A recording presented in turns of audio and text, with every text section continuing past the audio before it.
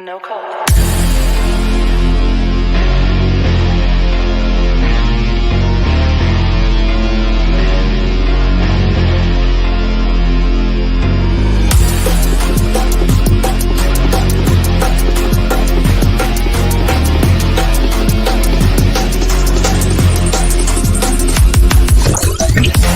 Warning, Neo detected. Warning, Neo detected.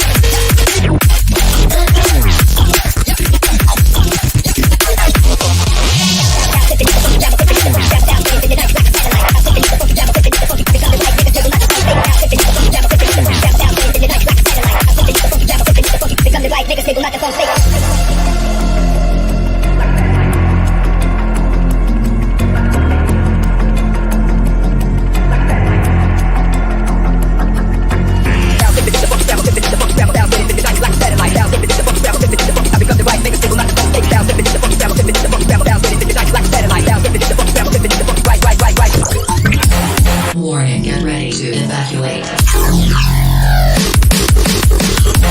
Warning, get ready to evacuate.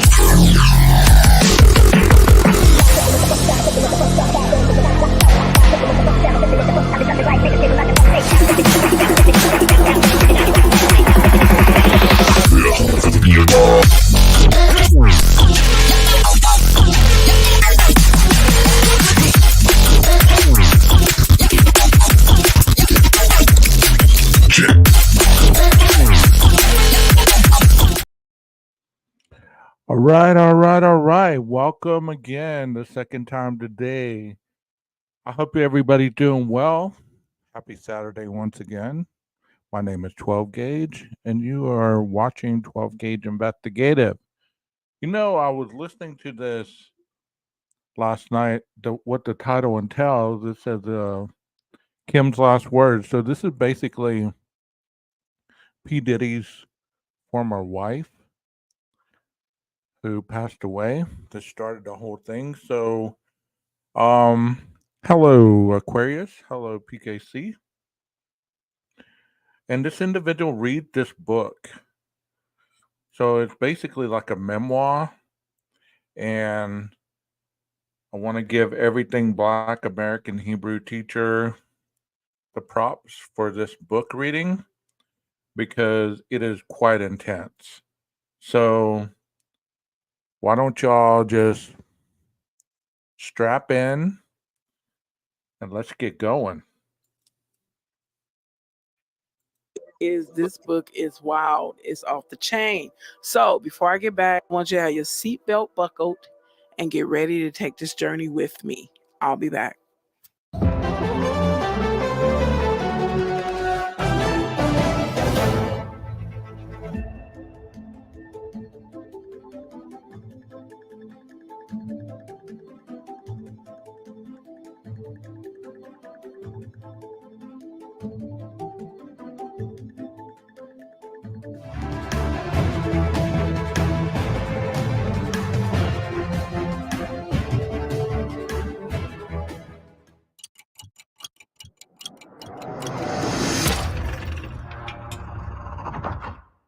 So I'm back. For those of you who are unable to purchase the book for whatever reason, I'm going to read the entire book, and it's not that many pages. So if this book is real, I mean, if the contents in this book is true, I hope this the money they make from this book, it goes to a good cause. Okay, let's get on with it.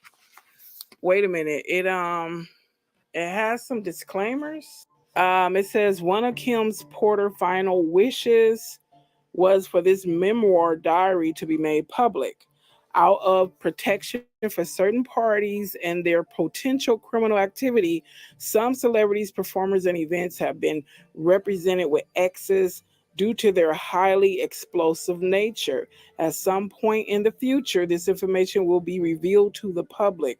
Regarding Kim's sudden death and the mysterious illnesses of Albie Shore and Jamie Foxx, evidence does exist that points to foul play and or poisoning. God bless Kim Porter and all of Sean Combs' victims, both male and female. Okay, that is page one disclaimer. So let's get into chapter one, introduction. Soon after high school, I started landing modeling jobs. I couldn't believe it. It was all happening so fast. I met my husband, father of my oldest child, and one of my oldest friends in life, I'll be sure. It was a whirlwind romance. I was only 19 when we married, and no, it didn't work out. Al is still one of my best friends to this day. Our son Quincy is such a talented and wonderful young man.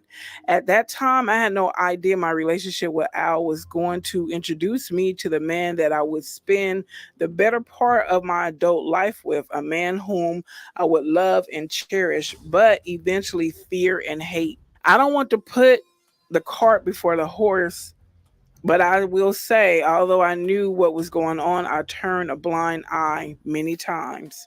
Here I have to tell this truth. Unfortunately, because deep down I knew everything that was happening, but I lied to myself a lot. He was so charming, a wolf in sheep's clothing, a devil, and I fell for it. This story must be told despite the fact it will hurt my children. I cannot hide it any longer. Sean Combs must be stopped. Chapter 2, Humble Beginnings. I was born to loving parents Jake Porter and Sarah L. Porter in the Peach State of Georgia. All through Columbus High School, when I graduated in 1988, I knew I was going to be famous. In the 10th grade, one of my best friends, Tina, said to me, "You won't make it here in Georgia." I knew if I really wanted to be famous, I would have to leave my hometown and my home, Georgia. That conversation was so important, so I look back now. It changed my life. I met Al while I was working in the industry. He was so dope and charming, and I had such a crush on him. We were married before I knew it, and Quincy was on the way, but I was young, and it felt like it wasn't going to last. It was a little heated between us after we separated, but we got past that quickly. He is just a super dope guy and an amazing father. Though we separated, we were forever bonded through Quincy. Thank you, Al. I will always love you. When I met Sean, he was cool. I didn't think much of him at the time. He was just another guy at the label.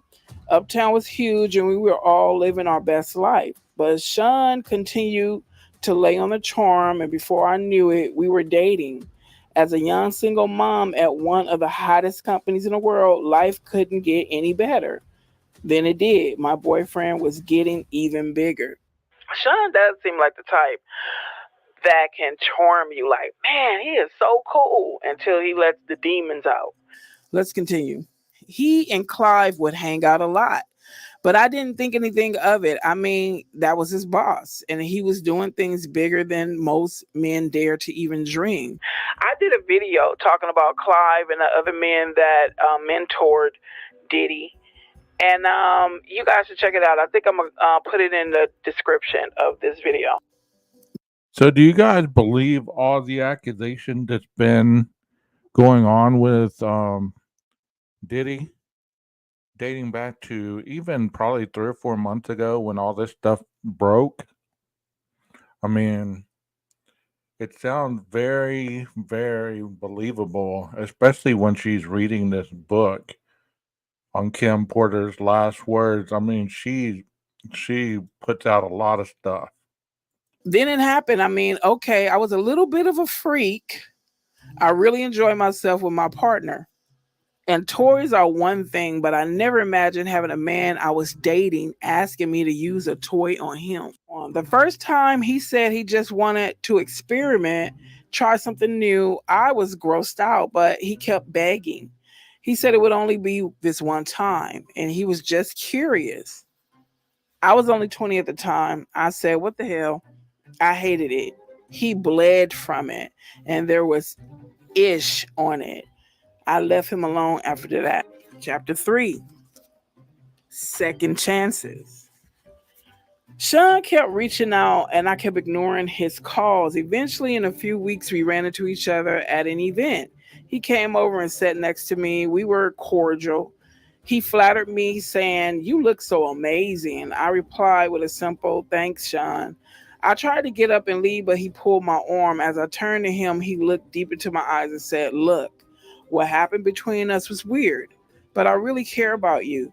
Can we?" He paused, and I tried to use this as an attempt to escape. I pulled my hand back and said, "Sorry, Sean, I have to go. Please, I think I'm falling in love with you.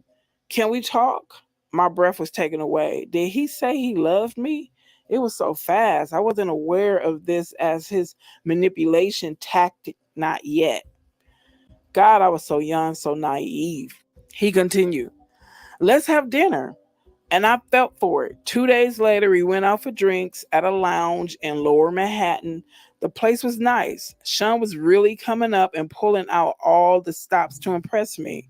He pulled the chair out for me to sit. Back then, he was always a gentleman.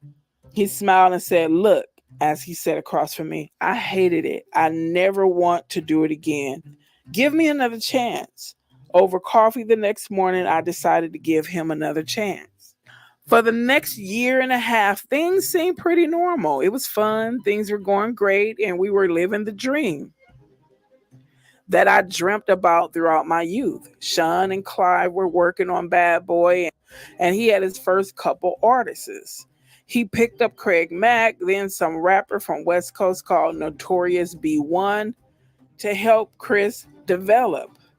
He was collaborating with the biggest names in hip hop to make it happen. Things could not be more amazing. Then he asked me to do it again. It was insane. Sean said, "Baby, I can't stop thinking about it."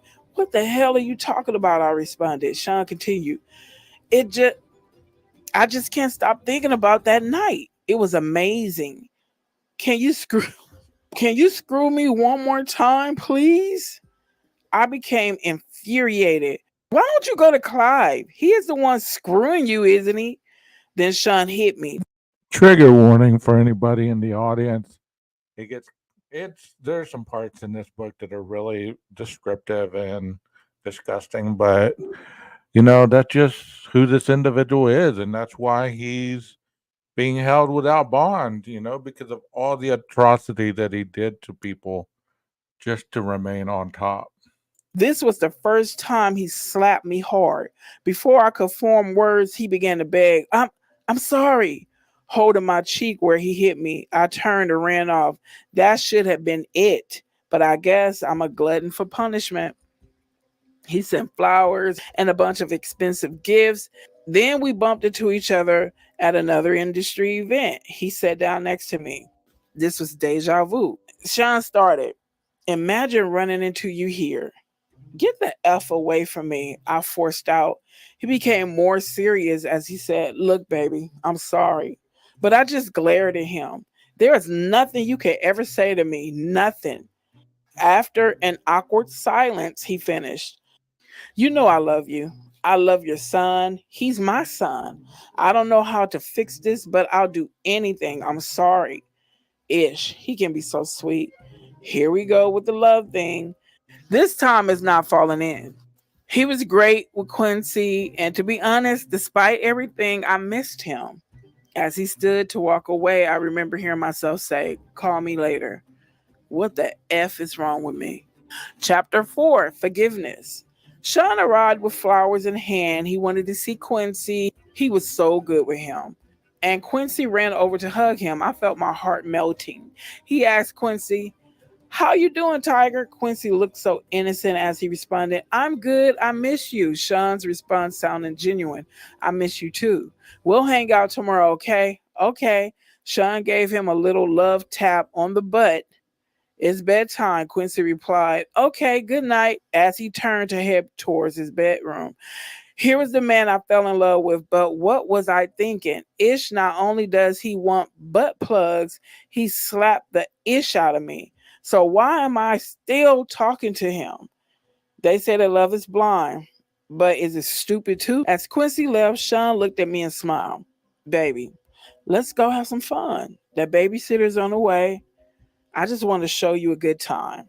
I was so mad at myself for melting as I said, okay.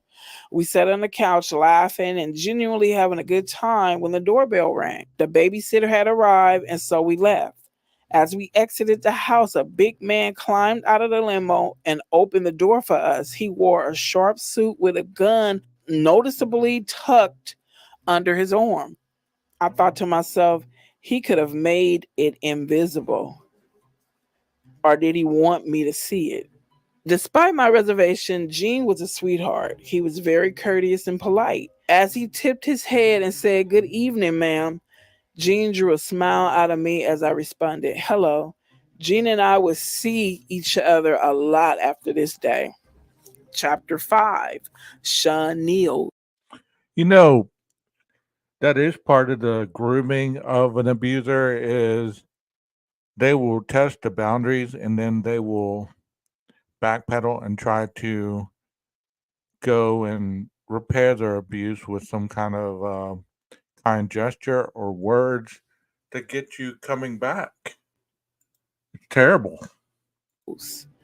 The year passed, and thankfully, we didn't have many bad arguments. Although Sean was strangely getting into voodoo, he would put curses on people, and I wasn't sure how to respond to that craziness. My problem as a single mother was I wanted to be married. He always had excuses and delays when it came to committing to marriage.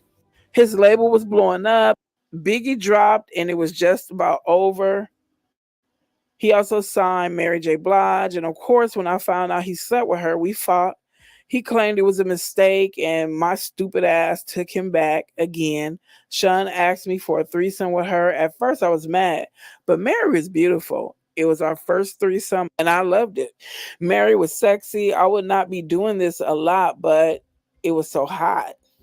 I was young, and exploring my sexuality was enticing. Over the years, we brought other women into our bedroom periodically, and we were happy. This is until one day I came home to a situation that went from awkward to a nightmare. Quincy was with the babysitter, and Sean was sitting with Al B. Shore at the dinner table. I had a child with Al, and Sean was the father in Quincy's life. The awkwardness of all of us being together had dissolved a long time ago, but it was still weird that they were here in my home together alone. I sat down and we had drinks. It was fun. The conversation was cool until it wasn't. Al was a little loose after a couple of drinks. I remember him saying, "It's still weird seeing you with my friend, but you're happy, so I'm happy for you guys." Sean responded, "Thanks, man. Me and you, we share so much." Al replied coolly, "Word." The conversation took an odd and awkward turn when Sean said, "We all been together sexually, but not together." I was shocked for a moment. As quietness lingered in the room, I asked, "What do you mean by all together?" Al shifted uncomfortably, but Sean didn't hesitate. "You know how we sometimes invite other people into our bed?" I couldn't believe it.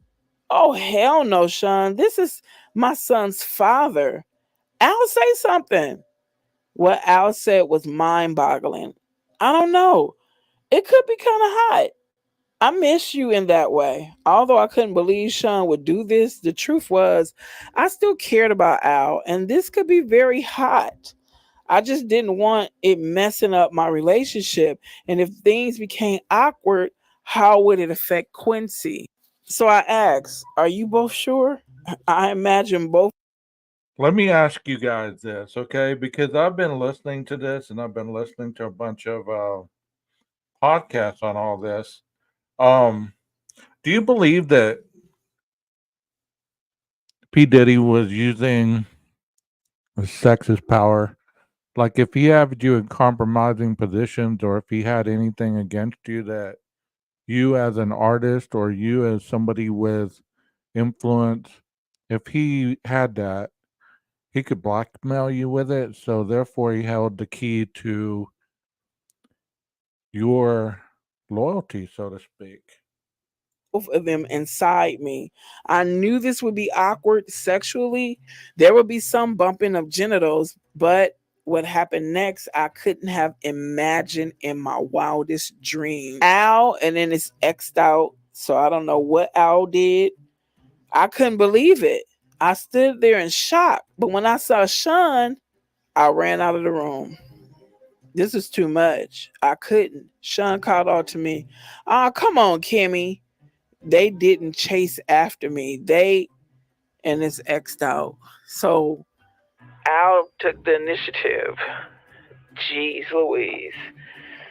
Let's go on. I couldn't get the image out of my mind. I couldn't be with Sean for a while, but that wouldn't be the last time I saw Sean in a compromising position, not by a long shot. One day I found the vault where he kept all his encounters with men. Yes, he kept a record of it, but that's for later.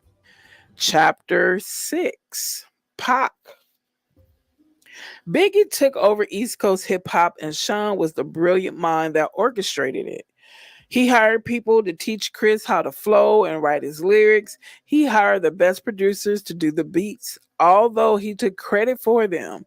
And the music was unstoppable. At this point, Sean was sleeping with all the power players.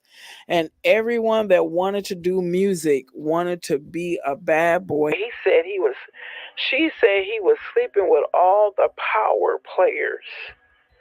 Wow. Huh. Sean wheeled and dealed in a way that would have been unthinkable to many. He slept with the guys that really control the music to stay on top, and a lot of the names average people have never heard of. These are the guys that make the decisions on who is winning and who is not. He hosted parties that were just a fancy name for orgies, and everyone wanted in. When I met Tupac, Sean and I had an open relationship. And yes, I slept with Pac ish. He was sexy. Sean didn't mind, well, not until he tried to get Pac to join both of us. Pac was not good with that. This is where the relationship between them became strained. Tupac wasn't going to accept Sean's advances. Pac wasn't gay, and he was pissed about the advances. We were all in Sean's house. I was drinking, they were smoking, and everyone was just relaxing. Sean came in on what I am sure he would call a smooth approach. "My baby is bad, isn't she?" Pac threw me a sly smile. Hell yeah. I felt myself blush. Sean was now in full swing. "You think you hit it better than me?" I couldn't believe he disrespected me that way.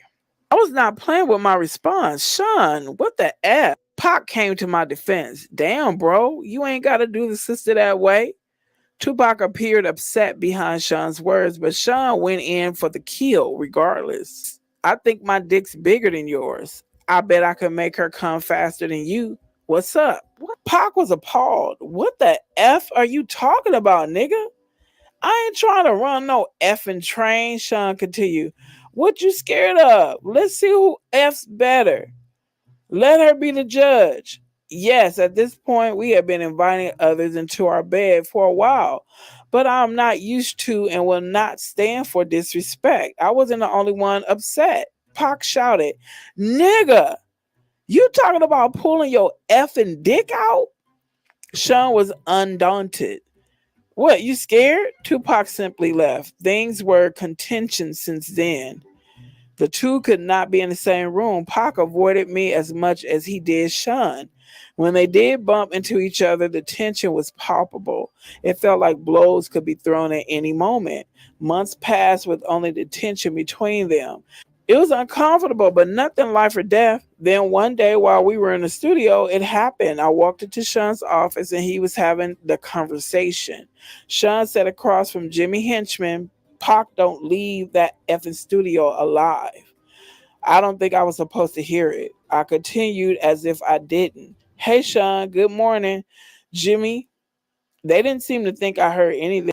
I'm ordering breakfast. Smiling, Sean replied, first, let me get eggs sunny side up with grits and orange juice. I could see he was hung over. Good. I don't want him knowing I know anything. If he just put a hit on Pac, knowing something could be dangerous. Jimmy, apparently not hungry, said, nothing for me. As he stood to exit the room, he said, Sean, let's make that happen. Then nodded to me and said, Kim, always a pleasure. With a wink to me and a nod to Sean, he turned and walked out. Jimmy was a part of our intimate circle. I went on as if nothing was happening. I'll make the call now. I smiled as I left, hoping I wasn't white as a sheet.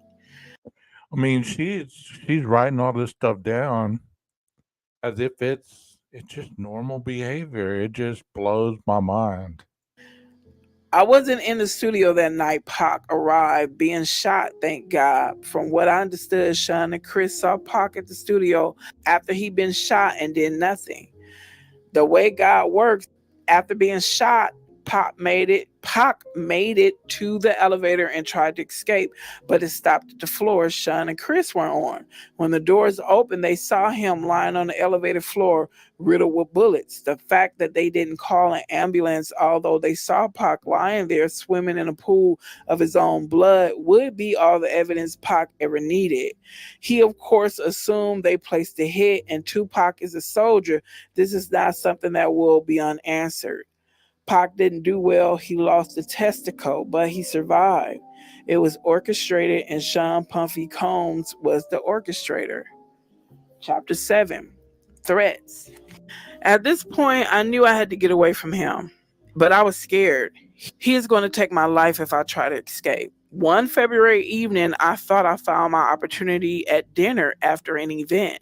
We were at a ritzy restaurant in a private booth. It was an exclusive setup. We were alone, but we were in public. Perfect.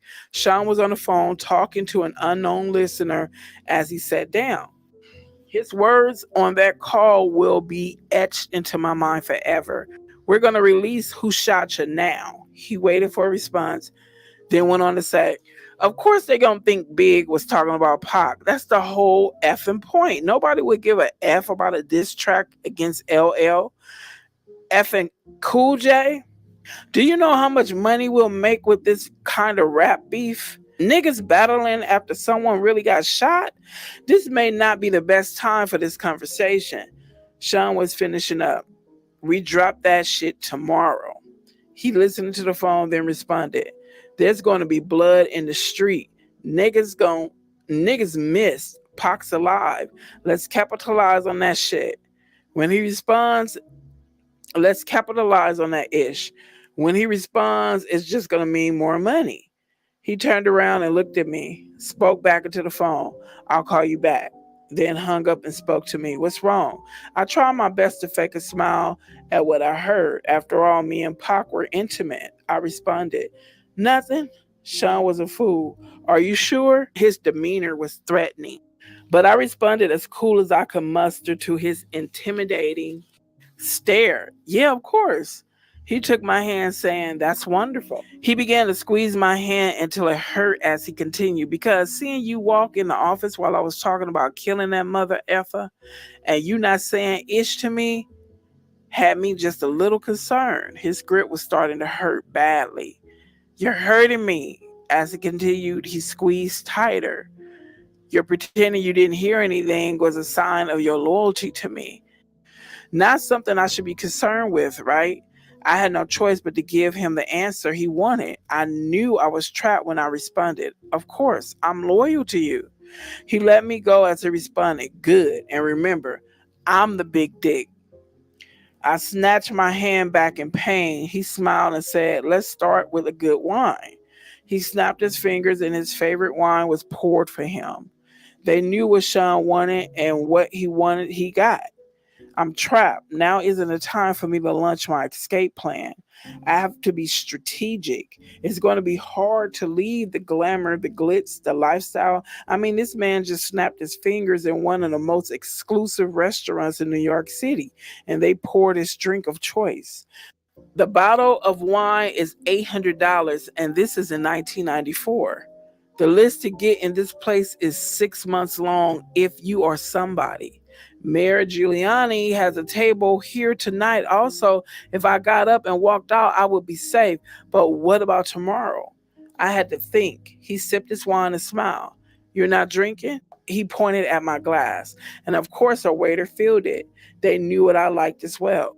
Sean has a bad temper. He yells sometimes, and okay, he's roughed me up once or twice, but he never punched me, he never bruised me, and he never hit Quincy.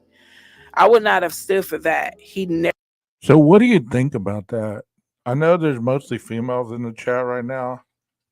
Have you ever made excuses for an individual like that? Well, he's roughed me up a little bit, but he's never hit me.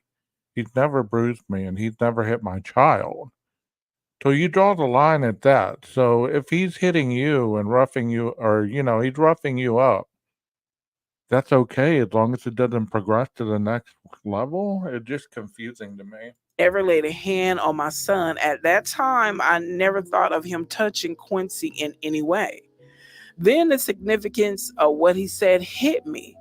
Is he mad at Tupac over me? I'm the big dick. Oh my God. The last time he put his hands on me, it was because I enjoyed Jamie Foxx too much. He enjoyed Jamie too. He gets so insanely jealous. It's not fair. He wants to bring other men into the bedroom, but gets jealous when he does. Damn, you're quiet tonight, he said, snapping me back into the presence. I asked a question that was burning in my mind since I walked into that office. What does Chris think of this?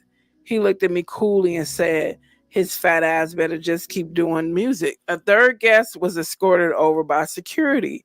Sean motioned for him to sit. A waiter walked over to Sean Carter and asked, "What? Would you like something?" Carter responded, "No, thank you." Then said, "Hello to me." Then said hello to me with a smile. Smiling, I replied, "Hey, Carter," and took a sip of my drink. The Seans may share a bed together from time to time, but thankfully I was never asked to join. Carter went on to speak to Sean. "I thought we were meeting in private." Sean replied with a nonchalant shrug. "I had to discuss something with her. It's fine. Go ahead." He wielded this kind of power. Carter shifted uncomfortably in his chair before continuing. "It's true. Chris and Pac were about to start their own label." Sean slammed his fist against the table, shouting, "Doesn't anyone have any effing loyalty?" Carter, "Well, that's not happening now, right?" Sean peered at Carter with distrust. "Why the F are you so eager to share this with me? Chris is your man. F. He brought you on. You're stabbing him in the back?" Carter responded with indignity. "First, I'm tired of being that nigga's son. I need to come out from under his damn shadow." Sean smiled slightly. "Okay, I respect that." Carter kept going. "On top of that, this nigga's making that move, and it should have been with me." Sean looked at Carter blankly. "Pac put Chris on. You know this. What's this really all about, Carter? Don't effing try to play me. The Jay-Z of today wasn't born yet. This young Sean Carter was in over his head. Corner, he had to spill it out. I want his spot. Ambition. Now, this is a man I can work with." Sean made a grandiose gesture towards Carter. "Waiter, get this MFer whatever he wants." Carter smiled. "Thank you." Sean responded, "Honesty and ambition. We're going to make a lot of bread together." Carter ordered a drink as he stated again. "Guess he won't be leaving with that nigga to do their own label now." Sean responded with his normal air of arrogance. "Why don't you let me worry about that?" I took this as my cue to escape. I told Sean, "I'm going to go ahead and get back to Quincy." Sean was wrapped up in his conversation with Carter and barely noticed as he excused me. "Had a limo drop you off." I didn't eat. I didn't care. We didn't eat. He didn't care. I smiled and kissed him on the cheek and left. Chapter 8, Kadada. Actress, model, and fashion designer Kadada Jones was Tupac Shakur's fiance and is the daughter of record producer Quincy Jones. And It just sounds like the more prevalent your lifestyle is, there is no loyalty. Everybody's being with everybody, and everybody's like holding stuff against each other. It's just a weird concept to me. actress Peggy Lipton. Being around other celebrities was just part of life. Meeting Kadada was just one of those events, and as time went on, we became close. We hung out together, went shopping, and so on. It was just about the same time I met Kimora. Those were the days, or so I thought. We always had girl talk, and the fact she was dating someone I had previously been with wasn't a source of contention. We didn't get jealous of each other. It was just girl talk stuff. No, I did not become intimate with Kadada. Kamara was too jealous for that. Yes, Kadada knew about Kamara, Sean, and I all being together sexually. Of course she did. We shared that kind of thing. We were open and honest with each other about almost everything, a true friendship, except I couldn't be open and honest about everything. Not anymore. Sean made sure of that. Kadada and Pac were the greatest couple. He was always so cool and, yes, sexy. She was so beautiful and fun. Before all the tension and beef, we used to all hang out together. It was always dope vibes. But with Pac's shooting and the suspicions surrounding Sean and Jimmy, the vibes between Kadada and I weren't always perfect. Then came that night. Award shows weren't anything new for us. At this point, we dolled up as men, groomed. We didn't choose what we wore. A stylist prepared our color palettes. A makeup artist did our makeup, and a hairstylist did our hair. This was just the way of things. We share the best stylists in the business. Sometimes we will all go to the studio for an event to get our measurements taken, but this time Kadada seemed different. I felt like something was wrong, but when I probed her, she wouldn't say anything. Then the day of the event was here. We would all see each other inside. Even though Sean was my man as far as props, I had nothing on Kadada. Being Quincy Jones' daughter had perks. Superstardom was among them. Pac wasn't there. When she saw us, she came over to our table. We sat around kicking it in a very dope vibe. Sean knew he was going to clean up this award show. He had all but taken over the East Coast musically. With all the hits, there really was no way he wouldn't. Bad Boy is Hall of Fame stuff now, and Sean P. Diddy Combs knew it. Sean smiled at Kidada as she sat at our table, but something about that smile didn't seem authentic. Soon I would know why. He's sick when he has a grudge against someone. As he sat, Sean said, Bad Boy is going to clean the F up. From his table with Faith, Chris replied, Hell yeah. And that new ish we busting out, gonna have these niggas sick. Kidada singled for the waiter to pour her a glass of ginger ale that sat over her table. As the waiter refreshed her drink, she said, Pac's music gonna get some love too. Sean grimaced. Oh, come on, Sean. I know y'all got your differences, but you have to admit the man makes great music. Sean looked at me out of the corner of his eyes, then took another sip of his favorite cognac and replied, Bad Boy got the hottest music on the effing planet. But I ain't tripping. Everybody got to get their shine, right? Kadada signed. Sean, Tupac thinks you were involved with him getting shot. You two were so close. You need to make this right. Sean responded indignantly. What the F would that nigga think I had anything to do with it? Kadada retorted. Sean, can you blame him? Sean was obviously not happy with that question by his reply. Hell yeah, I blame him. We had a good thing going. All of us. That nigga turned on me. And he has the effing balls to blame me for his shooting. The indignity he managed to spew out. Man, just because Tupac didn't want to be with him sexually, he like almost had him killed. That is wild. Out while lying through his teeth was something I did not expect. I was thrown back for a moment before interjecting. Duh. Do we have to do this tonight? It's Sean's big night. Kimura heard the ruckus and made her way over to our table as well. She sat down and said, "Hey, everybody," with with that big dimple smile. I smiled and replied, "Hey." Kadada also seemed happy to see her as she said, "Hey, what's up?" "Hey, what up, Kimmy?" Kimura, never the type to hold her tongue, went straight to it. "The whole place is buzzing with the fact you're sitting here accusing Sean of having Pac shot. Y'all kinda loud." She laughed. Kadada seemed embarrassed as she looked around to see everybody staring and whispering. But she wasn't about to back off. In fact, she doubled down. "Anybody here not talking about it ain't real anyway. Honey, we don't have to do this here." Kadada made clear she was not to be silenced as she continued. "Oh, let's not hurt the feelings of Sean Puffy Combs. He only had one of the most prolific rappers in the game shot." Sean clenched his hands into fists. If this was anyone else, this would have turned ugly. But this was Quincy Jones's daughter. Sean was the monster in the streets, well feared by men that knew, but he did not want any of the smoke Quincy Jones could bring. Kadada could continue with impunity. Sean could not touch her. Christopher and Mary, both wanting to defend the super producer that made them famous, both started to stand and make their way over to the table. But Sean signaled them off with a firm motion of his hand. They remained in their seats watching helplessly. Kadada seemed to be on full rampage. "You're not safe in the streets, Sean. You think you're untouchable?" Kimura seemed almost red in the face when she grabbed Kadada by the hand, saying, "I gotta go to the restroom."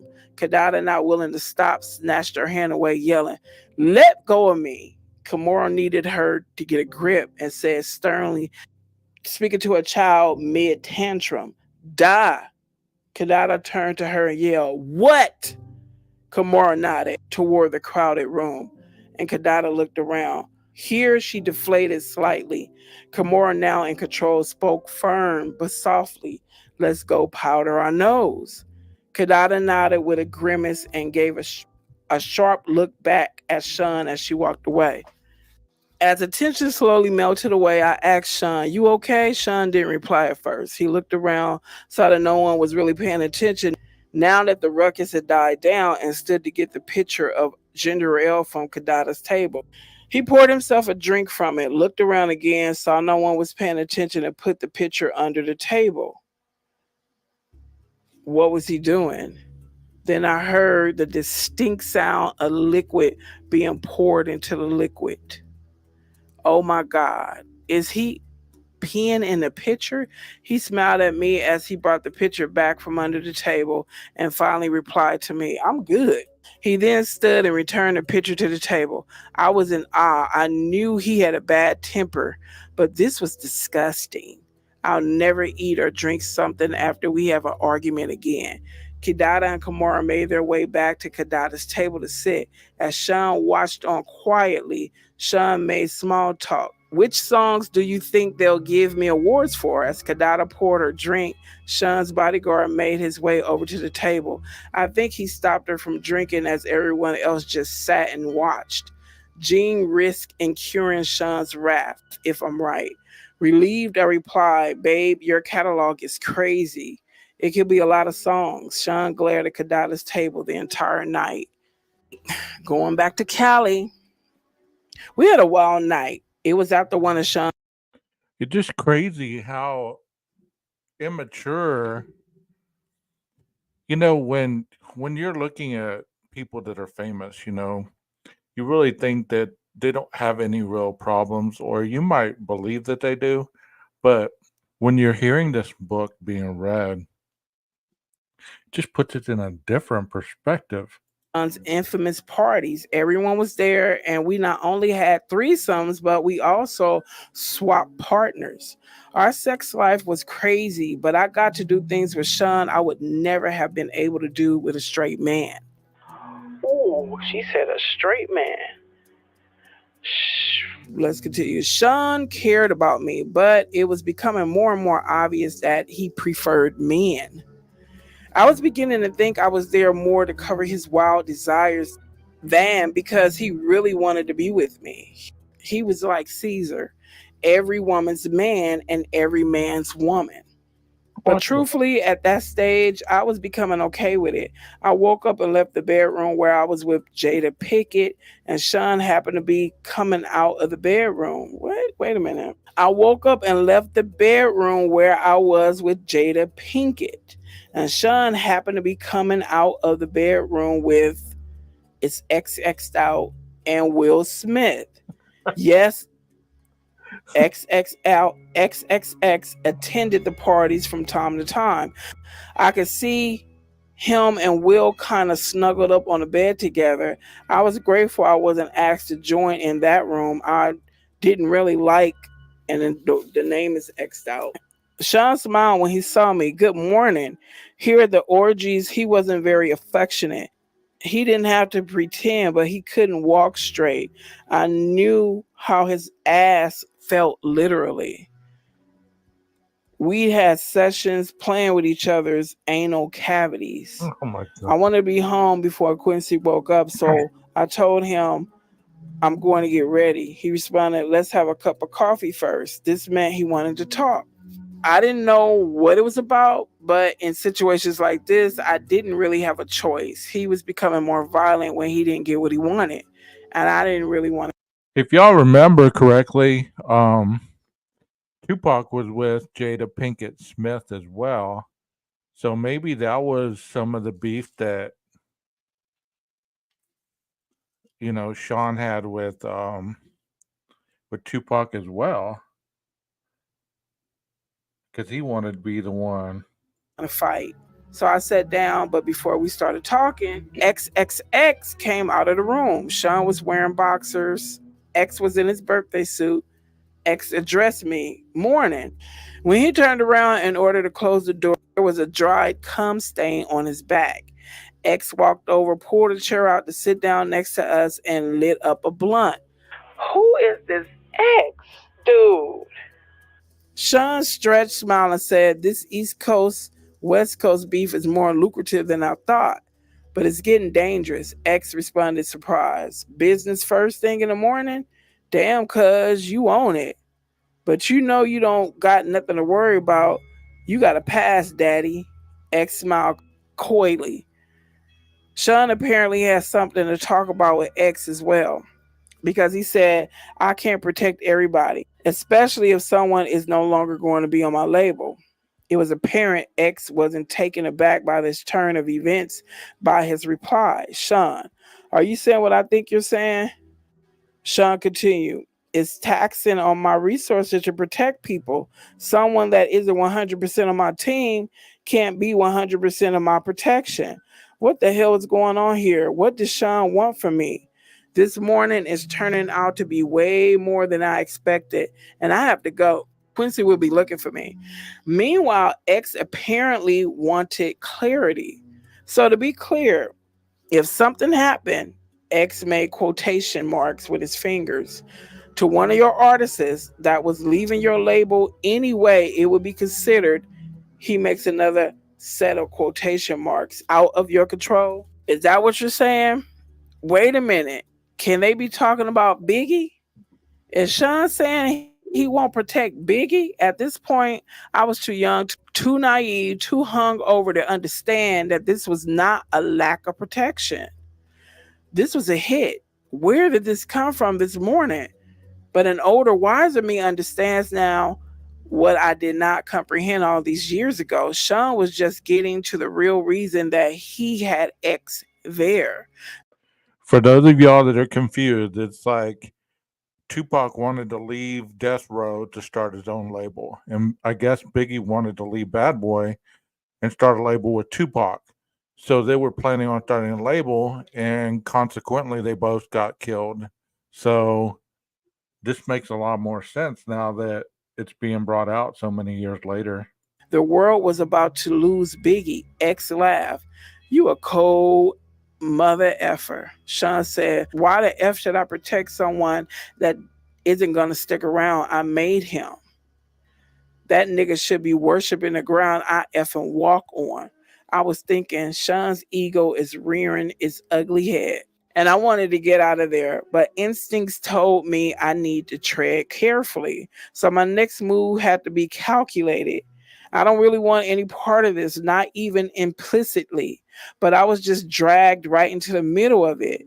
If what was happening here ever comes out, will I be held as an accomplice? But even as those thoughts crossed my mind, I couldn't just pretend this was okay. So I said, but Sean, he hasn't left yet. They're just rumors. Are you going to let him die because of some rumors? Sean glared at me, the anger in his voice obviously stemming from hurt as he said, I know when I'm being betrayed. I'm not killing anyone, but I'm not protecting somebody that doesn't have my back 150%. F that.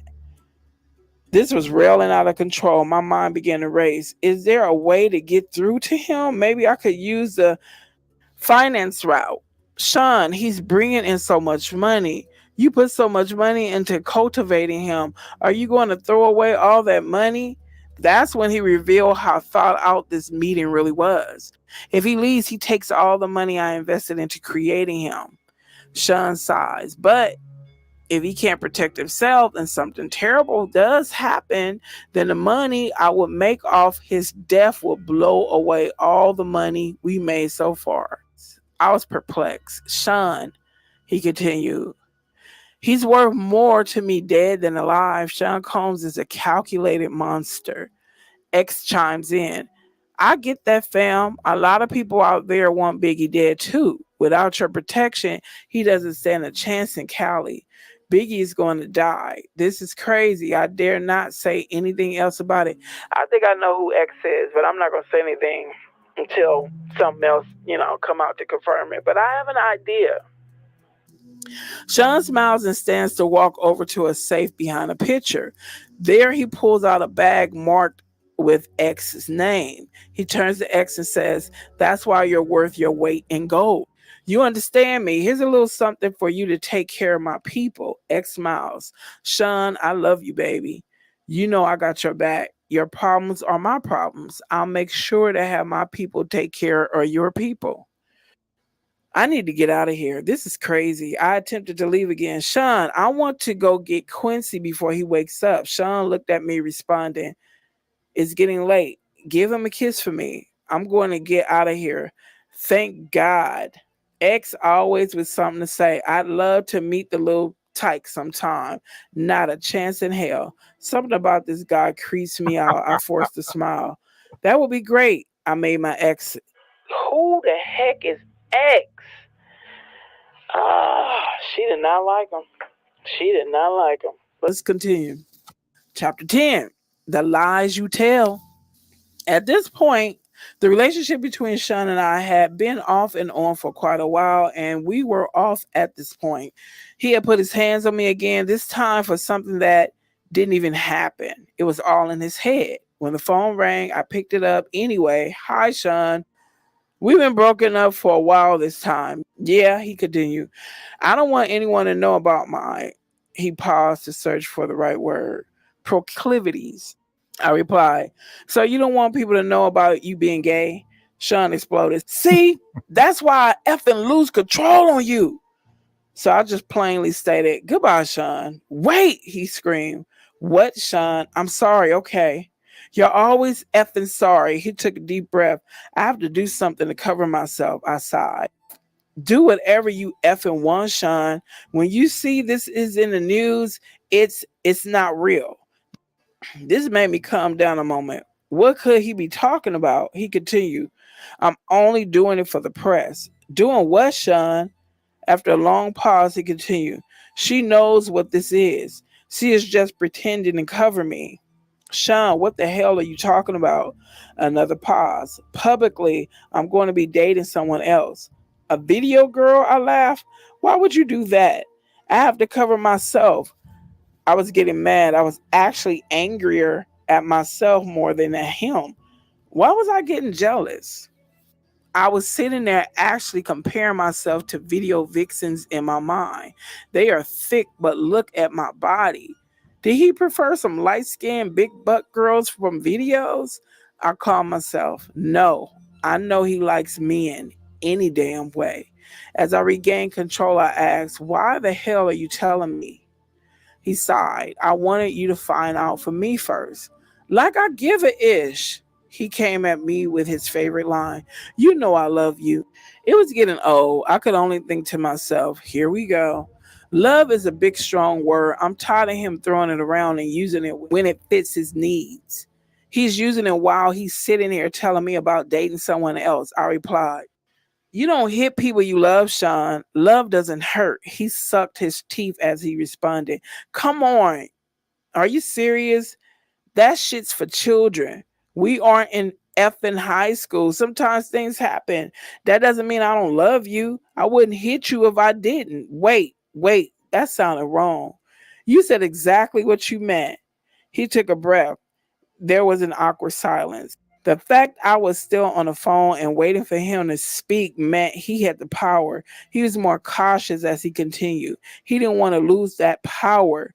"Kim, no one that I don't care about can bring that kind of emotion out of me." I wanted to say, "Is that how you talk to dudes after using butt plugs?" But there is a line I dare not cross. Instead, I said, "You say that while you're dating some other itch? That's just for public." I was done. It could be heard in my voice as I said, "Whatever, Sean. Do what you need to do. Leave me alone." "I'm never giving up on us," he cried. I responded to that emotional control attempt with the little resolve I could muster. I didn't even believe the words that came tumbling out of my mouth. "Sean, there is no us anymore. Goodbye. Tell Quincy I miss him," he threw out. His emotional manipulation was really driving me crazy. This time I said with much more conviction, "Goodbye, Sean." I hung up. Manipulative bastard. For a while, I was actually happy to see Sean gone. I was getting older and the sex parties were out of control. It was getting time for me to slow down. Quincy was getting older. I knew that if I kept going, the rumors circulating were going to eventually find a way to get back to him. What will he think of me? Chris is about to take his trip to California. I didn't know exactly what was going to happen out there, but I felt like Tiana Wallace was about to be an orphan. I knew I didn't want any ties to that. As I was sitting there contemplating all of this, See, that's terrible. She knew about that and didn't say anything to anybody. I can see the perspective, but she still should have found a way to get the word out. Biggie might have still been alive. in my robe, sipping my wine on this Friday evening, my doorbell rings. I was not expecting company. I opened the door and found Sean. My heart skipped a beat. I was shocked but recovered quickly. I forced a smile and told him with a slightly slurred speech, "Shit, I am way more intoxicated than I thought." Sean entered looking around suspiciously, then turned to me and smiled, saying, "You haven't been returning my calls. I just wanted to make sure you're okay." "I'm fine." He obviously was not here out of concern. He was checking to see who was here. Sean was controlling like that. Yes, even though we were not together and he was dating someone else, he started to make his way to the living room. I attempted to put a quick end to the visit, but it came out a little more directly than I intended. "So, since you can see I'm fine, you can let me go to bed now." Part of me wanted him to stay. As he entered the living room, I was forced to follow. Sean was very direct with his next inquiry. "Is someone else waiting for you?" "No, but Sean, we're not together. You're dating someone else, and I can F whoever I choose." With this, Sean became irate. He fiercely slammed me to the ground. Then he pulled out a 22 and set it on the end table. He turned to me calmly. I was scared. My voice quivered as I pleaded to him, "Sean, please stop. Quincy is here." How did we get here? How did we get to the point that he was in my living room threatening me with a gun?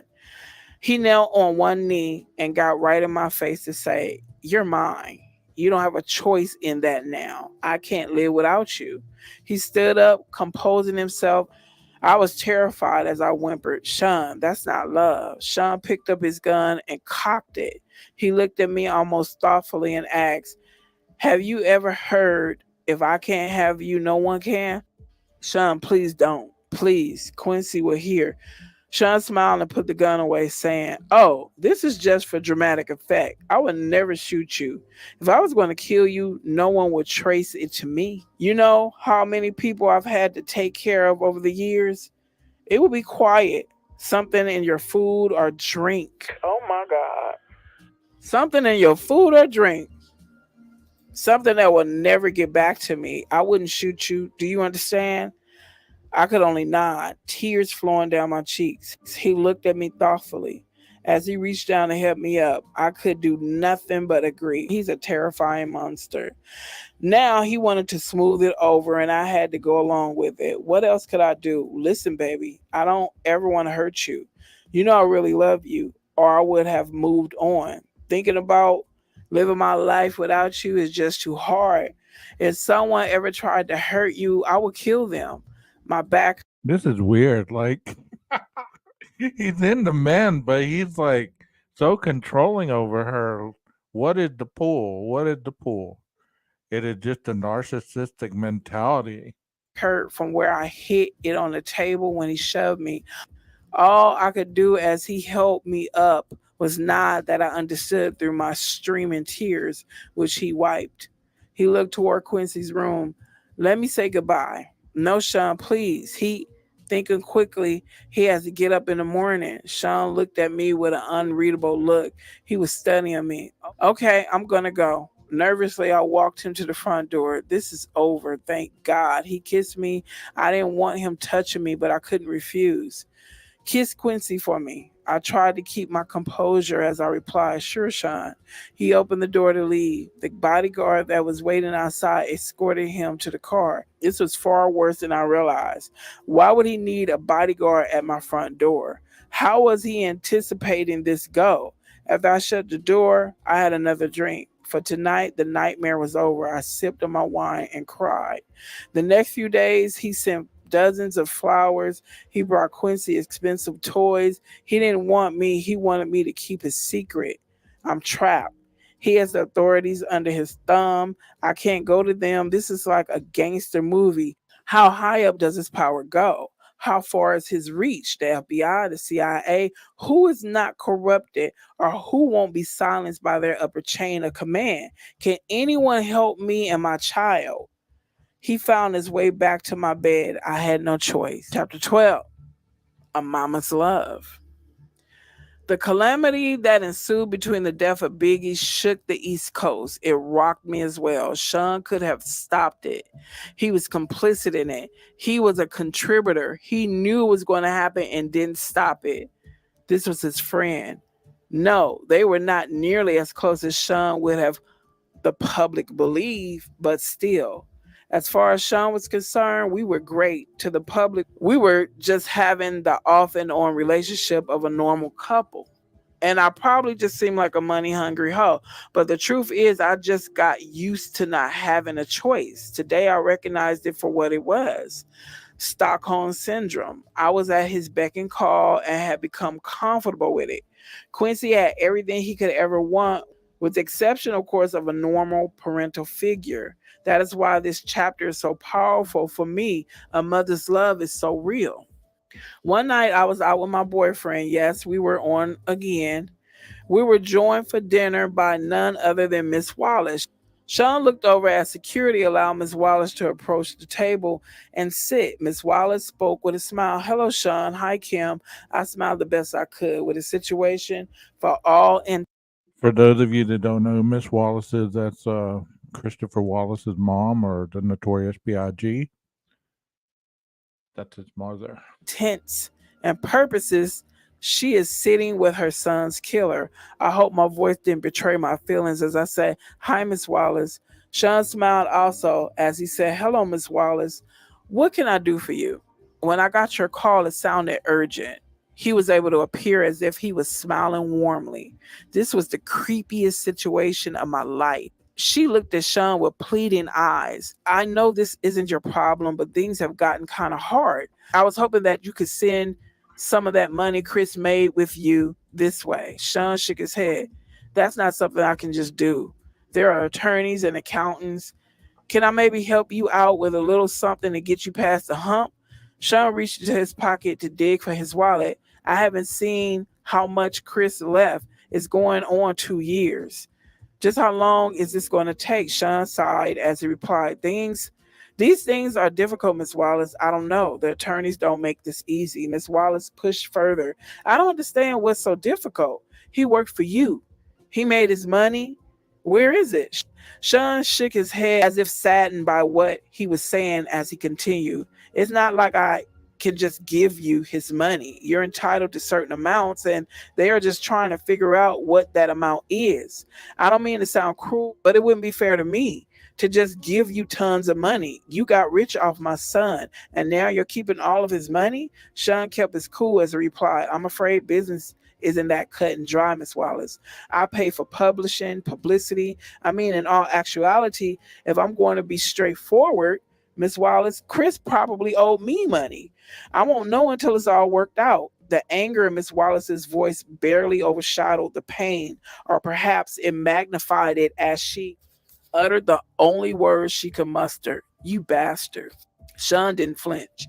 He just said, look at the contract. I'm honestly trying to get him as much as possible out of it. But I have investors. I can't just take money that doesn't belong to him and start giving it away. Miss Wallace exploded in response. You know good and well Chris didn't owe you a damned thing. Sean stared her straight in the eye unwaveringly and said he would have started making a profit after a few years. His money until his album sales, paid for studio time, music, videos, publishing, and marketing would have come from doing shows. I'm sorry he isn't here to make that money. I miss him. Her response was deadpan. Did you kill my son? Momentarily, Sean was stung into silence. She asked him again, her voice quivering. Did you? He started. Miss Wallace. She would not be redirected. Answer the question. I was not used to seeing Sean on the defensive. No, of course not. She looked at him with spite, the anger in her voice enough to send shivers up my spine as she replied with a menace only a mother can. I don't believe you, Sean. Sean looked at her with a sadness that I knew in my soul to be fake. Although looking at him without context, anyone would believe him as he replied, I'm sorry to hear that. Today I know he was able to muster that false sincerity because he's a sociopath. Back then, I thought it was compassion. With no more words, Miss Wallace stood up and left. Sean watched her exit with disbelief, not knowing what to do. I placed my order. Dinner that night was long and silent. I feared for Miss Wallace's life. Sean is most dangerous when he feels threatened. It's like he has an animal mentality. Let's go on. No, she could not physically threaten him, but this threat was very real. If she goes public with her accusations, Sean's image will be damaged. I have felt for myself the extents he will go through in order to protect that image. Chapter 13, have some faith. The fact of the matter is, Sean was a complete control freak. He was absolutely the worst. But of all the things he did for control, this might have been one of the most despicable ones. We were in the bad boy office one evening, sitting in the lounge area enjoying a meal. Sean was smoking one of those big cigars when Faith entered and sat down with us. She seemed relaxed as she said, hey guys, as I smiled. I never had any bad vibe from the marvelous Faith. I mean, that is terrible. You're sitting across from your son's killer and you can't even get any of his royalties or any of his money. And to be that cold, to be able to sit across and be like, he didn't know what happened to his son when he's the one that ordered the hit. Evans. We never talked about the wild time the three of us shared at one of Sean's parties. I gave her a hug. Hey girl, what's up? Sean smiled and asked, hey, what brings you out? She addressed Sean saying, look, when you asked me to hook up with Chris, I understood you needed to control him. I felt honored that you would choose me to monitor one of your most valuable assets. Chris is sweet, Sean laughed and said. Honestly, I knew you would be good, make the big man feel loved. I don't feel good about all this, Sean. Sean got that look in his eyes he gets before he blows his top. Face saw it also. She treaded carefully. Sean, you know, I'm as loyal as they come. Sean leaned forward, unintentionally threatening, and said in a low tone, yeah. But Sean, Chris and I had a child together. Sean leaned back. He let out a deep breath. I'm going to take care of you. You're not like Chris. You're loyal. Faith had a tear in her eye as she responded, he didn't have to die. This is getting very touchy. Did she know? Did she suspect? Was this her trying to find out if Sean intentionally killed Biggie? I wanted to ask, but of course there was no way of doing that. This is so crazy. Sean sighed and replied, he didn't. Don't get me wrong. I miss him, but he was leaving me anyway. No one cares about my pain. Classic narcissistic Sean. It's all about him. I was sickened for a moment, but his next sentence made me feel for him anyway. I wanted to share all this with him. He was my man. Faith couldn't hide the anger that flared in her eyes, but she knew who she was talking to. She was careful as she spoke. Sean, you have friends you share things with. Sean sat forward again, and this time with malicious intention as he queried, what the F is that supposed to mean? Chris had no one, only you. Sean lost it. That fat F and that other piece of ish I had, you F. I interjected while in shock. You had her F Pac? Sean glared at me as he answered, yes, F and Pac. Those mother effers were going to try to start their own label and compete with me. Me. After all I did for that fat F, nah, I wasn't using resources to protect that mother effer. No effing way. As Faith started to cry, Sean looked at her and softened slightly. He spoke a little calmer. Look, I didn't hate him. I was hurt, but I didn't hate him. I'll make sure you and CJ are taken care of. Without word, Faith got up to leave. As she turned, Sean spoke softly, Faith. She ignored him. He called her again, Faith. She exited quietly. Sean just looked at me and said, damn. I really didn't know what to say. Sean just told Faith that he wouldn't protect her husband because he was going to leave Bad Boy. From a business perspective, I didn't disagree with Sean there. If you're leaving and created competition for him, why would he spend resources on you? So I hugged Sean. But I also knew he didn't have to send Chris to California. I wondered if he realized that he sentenced him to death. He hugged me back with tears in his eyes and asked, how the F am I the bad guy, huh?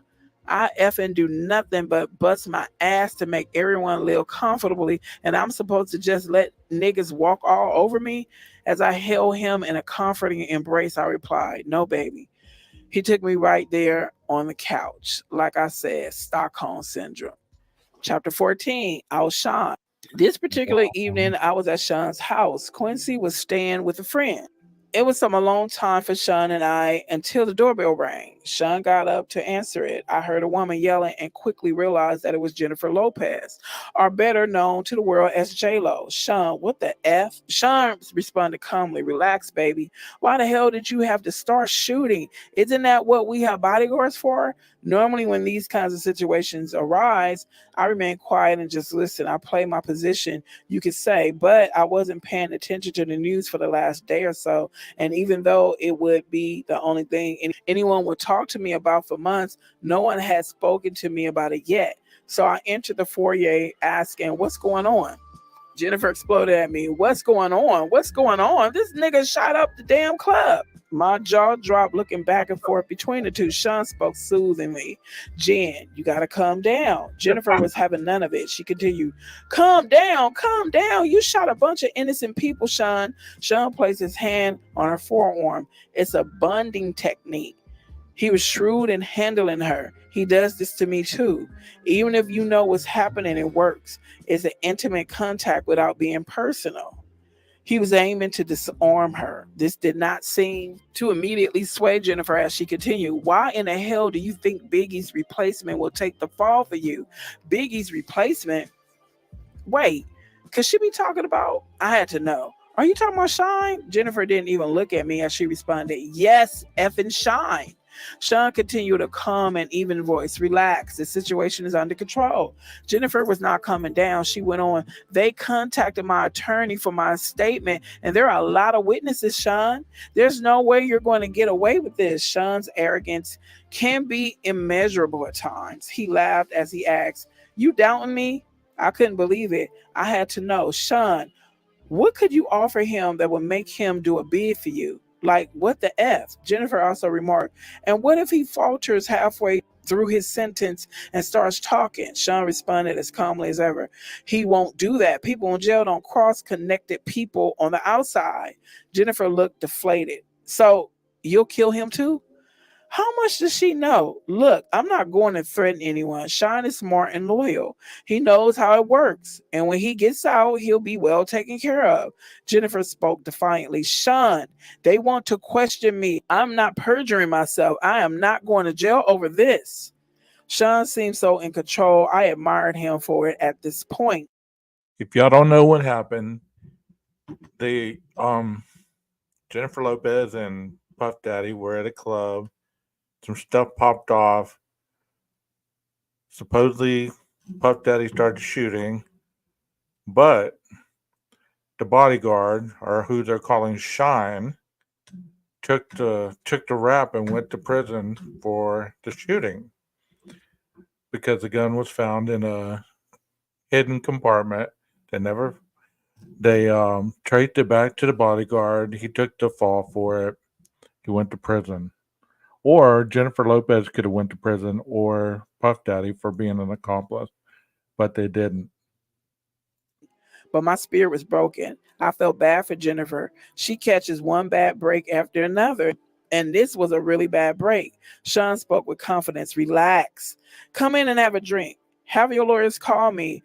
You'll never see the witness stand. I promise. Jennifer wasn't so sure. She asked him, how could you possibly know that? Sean smiled as he replied, between Shine's confession and the witnesses that gave their accounts, the cops won't need much else. The statement from your lawyer will be fine. Jennifer's next concern popped up. She explained, my attorney, Sean, he's good, but he won't do this. Beaming with confidence the way only a man with his network can, Sean responded, sure he will. Jennifer shook her head defiantly as she responded, Sean, you don't know him. Sean's unbreakable confidence was ruling the day. Jennifer was giving in as he told her with a smile, I got this. Sean, are you sure? Sean gave a wink. My attorneys handle situations. Give him my number too. Jennifer seemed leery as she asked, you're not going to threaten my attorney? Sean laughed as he replied, no, of course not. Money talks, baby.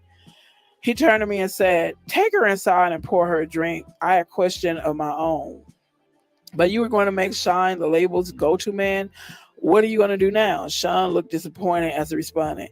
He had the voice, but his flow, he signed. Well, artists with his talent are a dime a dozen. Looking at Jen, he continued, he's not a once-in-a-lifetime find like Jennifer Lopez. Now he's throwing on a charm. Despite the situation, she blushed slightly. Sean continued, let's grab that drink. Let me handle this attorney situation. Relax, don't worry. He left the foyer and went to have a seat in the living room. He tried to make a threesome happen that night. It didn't work out. Not that day. Chapter 15, Queen Bitch. Kimora Simmons and I went out to have drinks. She was looking at me seductively and I was turned on. Oh my God. We were going to go back to my place afterwards, but suddenly after a sip of my drink, I felt like I had to vomit. I excused myself and barely made it to the ladies' room. When I came back, Kimora asked, you feeling okay? I'm fine. I have been under the weather the last couple of days. I think I'll head home. She said, your breasts are looking kind of plump there, girl. Embarrassed, I whispered, not in public. She replied simply, are you pregnant? I was taken completely aback. Why the hell would you say that? She let it sit there for a minute. I bet in her head she was like, wait for it. Then it hit me. She gave me a minute before continuing. So what you gonna do? I didn't understand. Gonna do? If it's not Sean's, F. If it is, with the shock wearing off, the scope of the situation began to take hold. I responded, I better get a test. She looked at me with pity. Damn, girl, good luck. After what he did to Chris, I wouldn't want to be in your shoes. The desire that was in her eyes before I got sick was all but gone. As I began to stand, I realized what she said to me and I paused. She looked at me flatly and said, ain't nobody stupid, girl. I didn't know what to say. The question still lingered in my mind despite everything I knew. Did Puffy intentionally kill Chris? She brought me back to the moment by saying go, not knowing what else to say, But knowing I had to deal with my situation right now, I replied, I'll hit you up. She sighed and simply repeated, good luck. So everybody knew that Diddy had something to do with taking Notorious out. Okay. You see the games, this world. Okay, let's go on. Chapter 16, Christian. The next day I was sitting on my couch deep in thought when my doorbell rang. I went to let Sean in. This is going to be scary. We made our way back to the living room and we sat down. Quincy was asleep. Sean seemed legitimately concerned. What's so urgent? I didn't know what else to do. I just blurted it out. I'm pregnant. The inner room was so thick as J-Lo. He was quiet.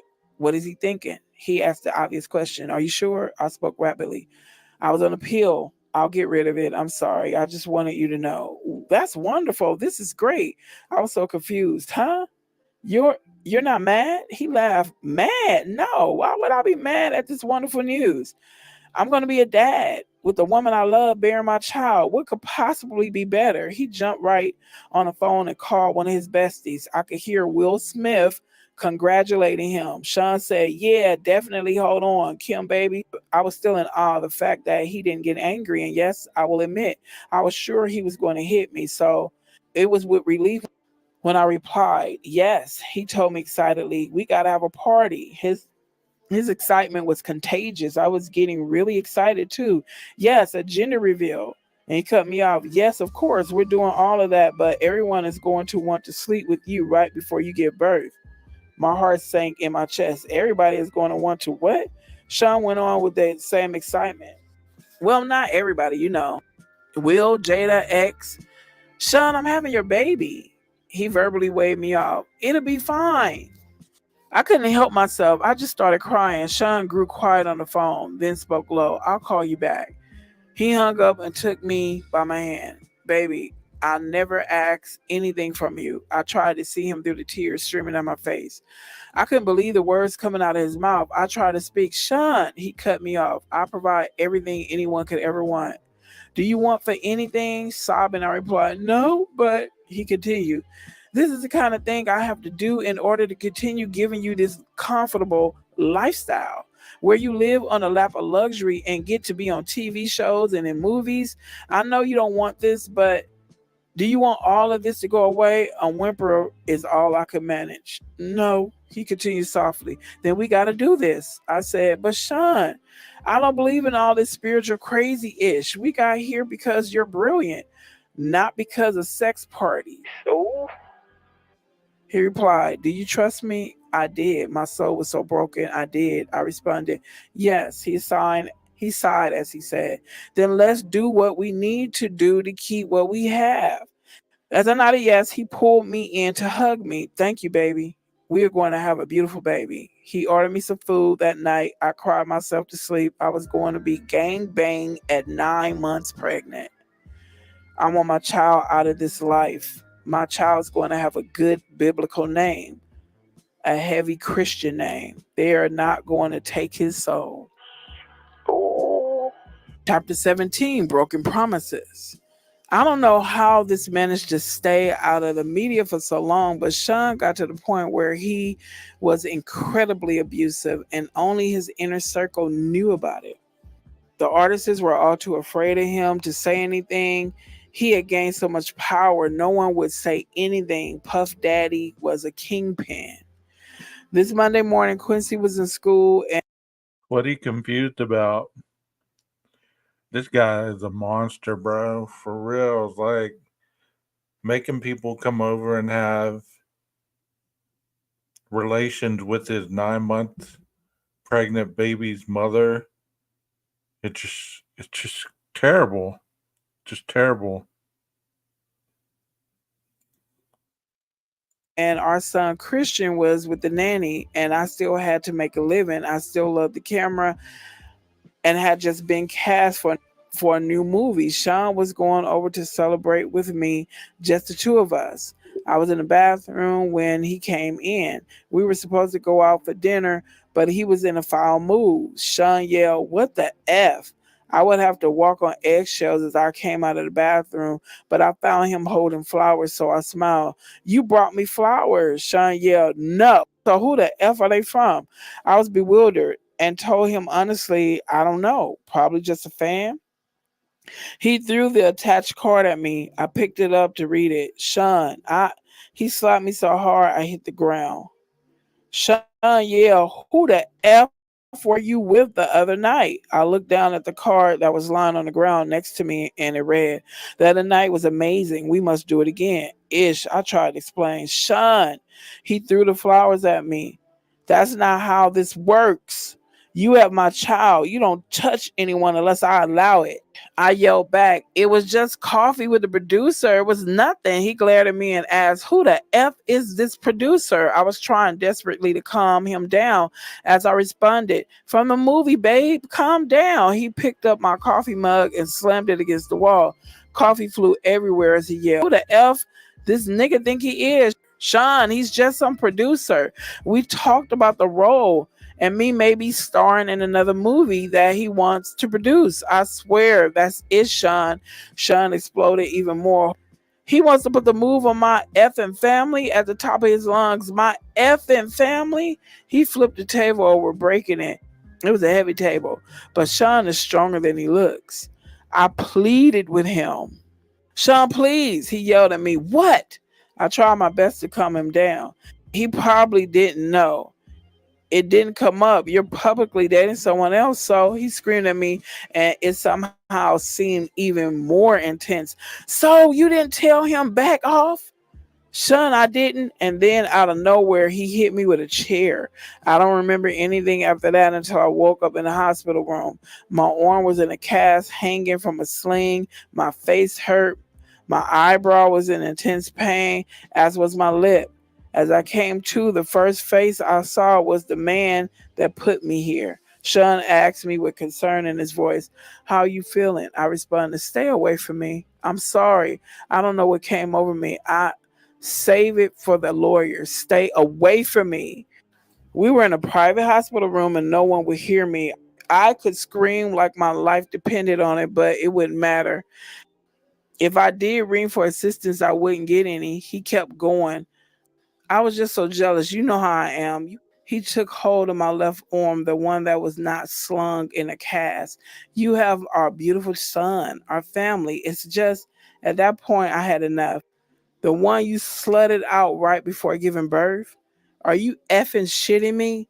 Stay away from me. Don't come near me or my kids. He continued to plead, I'm sorry, baby, I promise. And I swear I've heard this song one too many times. I spoke through gritted teeth. If you come near me or my kids again, I'm calling the cops. A flash of anger returned. You would use my kid to threaten me? But then he caught himself. I understand you're angry. I glared at him as I cut him off. I'm serious, Sean. He spoke blandly with no energy. And tell them what? That you had a car accident? They'll pity you. That you hit your head? He was going to make me look crazy. They were going to believe him. He was a kingpin. You're an effing bastard. Sean spent the next 6 months helping me heal and working his way back into my life and into my bed. I was so damn stupid. And of course, I wasn't cast for either movie. From what I understand, the producer died of pneumonia. Damn, did he kill the producer? Ooh. Sean kept his word for the most part until he didn't. I ended up pregnant again. He wanted energy from that too. That would be my last sex party. My body will never be ravaged by so many people again, especially while I'm pregnant. This. Ooh. What if something happened to the twins? After that, I wanted out. But when I tried dating someone else, they would end up dead from pneumonia. What the I knew Sean was Yep. behind it. This was not a coincidence. He gets jealous of a guy and they die of pneumonia. I could be next if, oh my, so she have some kind of pneumonia? Oh. continue. If I'm going to get out of this alive, I'm going to have to do something to make him stay away from me. I had a plan, but it was dangerous. Sean has a vault where he keeps videotapes of all his conquests. I started sleeping with him again. After he falls asleep, he was starting to drink heavily. I would get into the vault and get a couple of tapes, take them home, make copies, and swap them for the next set of tapes a few days later. It took weeks to get them all copied, and he never knew I had them. This was my way out.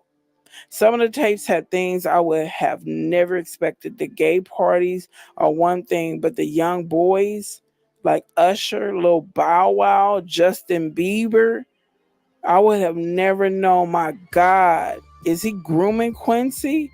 This has to end. Ooh. I invited him over one day to confront him and put an end to our on again, off again relationship. He entered my house unannounced for the last time. He would no longer have the key after today. I was in the kitchen. Kimora and I were sharing drinks. I was scared to face him alone. Sean entered smiling. "What's up, Kimmy?" "Hey, Mora." I told Sean to sit down. Because of my tone, he looked at me stung and asked, "What's going on?" "What is this?" I responded with delight. "Me taking my life back. We're done." He answered. "Hold on, wait a minute." I was so excited that I wasn't hearing any of it. I shouted at him, "No, no more. This is effing over." He looked confused as he asked, "Where's all this coming from?" With disgust, I said, "I got effing footage, Sean." He looked even more confused as he inquired, "What are you talking about?" Kimora said with revulsion. "Usher too?" Sean said, "Wait, what the F is going on?" Sean stood aggressively, and Kimora responded, "Don't make me call the cops." Sean's anger was creeping in as he replied, "This is how it is." I simply nodded. If anything happens to either one of us, it gets released.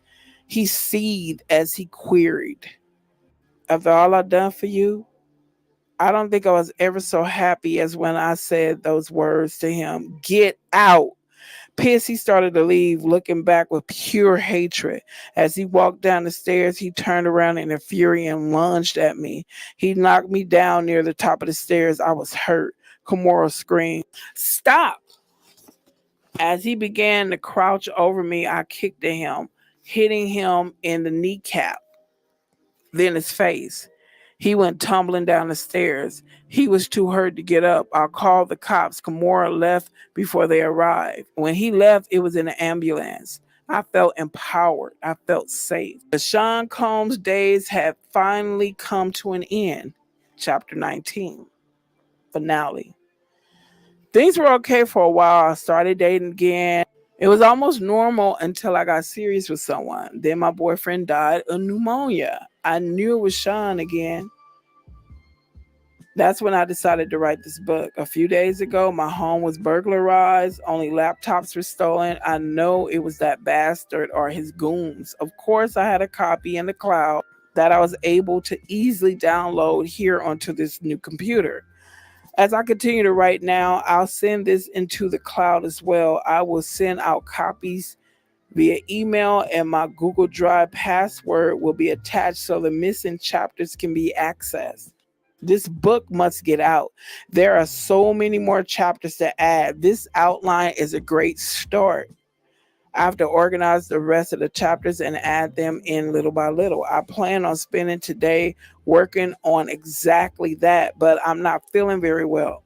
Thank God the kids aren't here this weekend so I can rest. I'll call Kimora to cancel our tentative plans for a meetup. When I spoke to her, she said, "Girl, that doesn't sound like the flu. You want to go to the hospital?" That didn't immediately alarm me. I just need some rest, I told her and quickly got off the phone.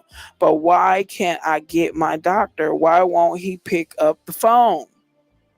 Oh no, I called Sean from my bedroom where I'm lying in my bed. All I can think about was the kids, my babies who are with this monster, that man that I now suspect of having done this to me. Sean picked up with that air of superiority in his voice that let me know it was too late for me. He spoke confidently into the phone. "Hello?" I screamed at him. "You bastard." I have your effing children. What are you talking about? The kids are with me, he replied with a mocking innocence. There's literally nothing I could do. I could only ask, did you ever love me? Instead of answering the question, he responded, the most important thing to me in the world is loyalty. I couldn't believe it. I had to ask, even though I understood. What the F does that mean? With the same feigned innocent, he mocked Kim. Is something wrong? He's going to continue this game to the bitter end. I asked one last time, how could you? Again, with the narcissism I had now come to despise, he responded, how could I? Do what? I gave you everything. You went to someone else. You left me just like everybody else did. You asked, how could I? How could I what? I yelled, look what you did to everyone around you. There was only anger in his response. So you're saying everyone leaves because how I am and you were going to expose me? He had me burglarized. I knew it. I shouldn't have threatened him. I should have just published the book. I'm going to die like Heavy D, like Biggie, like Pac, like so many others, and it's because he is a monster, plain and simple. Before hanging up, I simply say, that's not the only copy, you F. Then I shoot out a group text. I let everyone know he got me. Then I call 911. As I sit here waiting for the ambulance, I am writing this chapter and praying that I make it to the hospital. I don't feel like writing anymore. I may not be around to see it in print. It's okay. I'm sending it out. He won't get away with this. I will have to say my final words. Sean Combs will get exposed even if I lose my life doing it. My kids have always been my most cherished possessions. I want the world to know that, but more importantly, I want them to know. And that is the end. And this book basically answered a lot of the questions that we all had. Mm, mm, mm.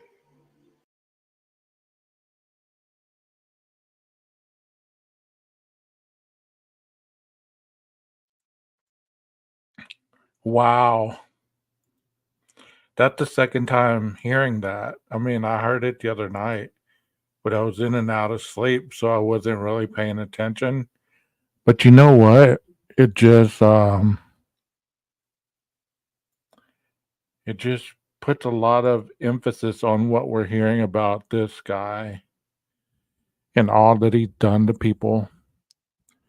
I hope he never sees the light of day if this is true. Wow. Wow.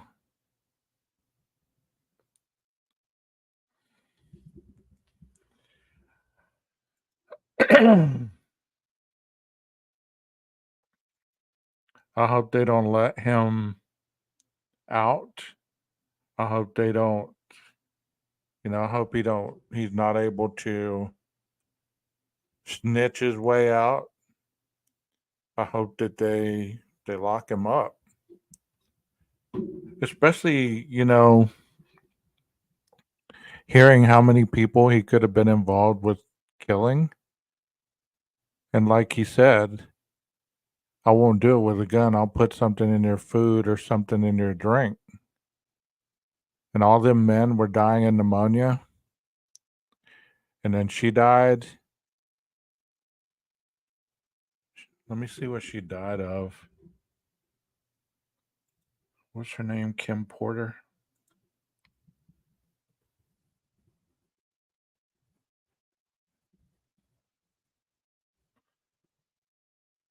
It says her official cause of death, pneumonia, but determined to have been caused by pneumonia.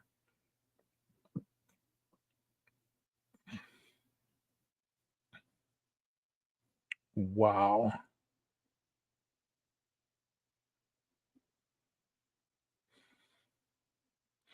She died November 15th, 2018. She was 47 years old.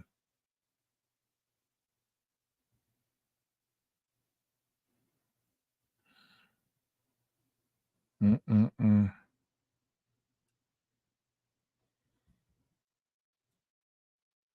What y'all think about that? What y'all think about that? If that isn't true crime, I don't know what is. I don't know what true crime is if that is not true crime. That is just wild, wild, wild. But you know how they say when people have money, they have the money to cover things up, the power, the control.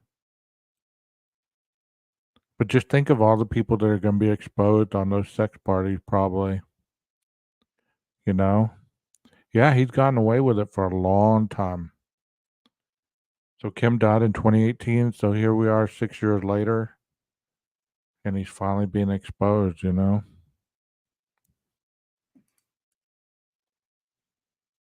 But Will Smith and Jada Pinkett, amongst other people, I mean, I'd heard a while back that this guy walked in on Will and another guy doing what Puffy allegedly likes done to him. And I was like, no way. But you just never know. You just never know people's preferences. I mean, that's why there's a lot of men that really dislike women and they like men, but that anger won't let them be with a woman. It's almost like a show, you know? It's like I'm with this woman so people won't think that I'm the other way, but secretly I want to control her.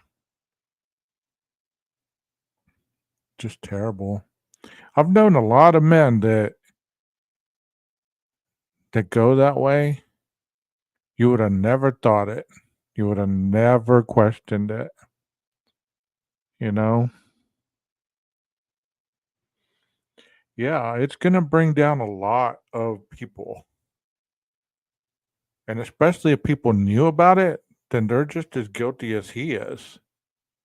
It doesn't matter if they were scared or anything like that, unless they turn state's evidence, they're going to go down with him. Like Jennifer Lopez being with him that night, and if he shot those people, and she was an accessory after the fact, you know? So it's just wild. And it's sad that Justin Bieber, Little Bow Wow, Usher, amongst other kids, were affected as well. I watched another video where it was saying that, he would have people come over and have their way with these young boys. Just crazy.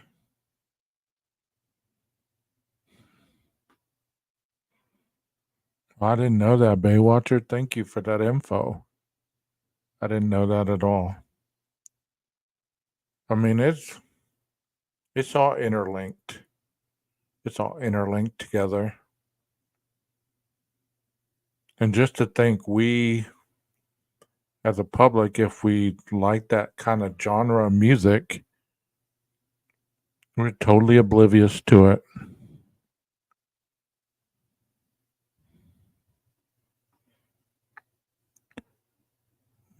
It's like you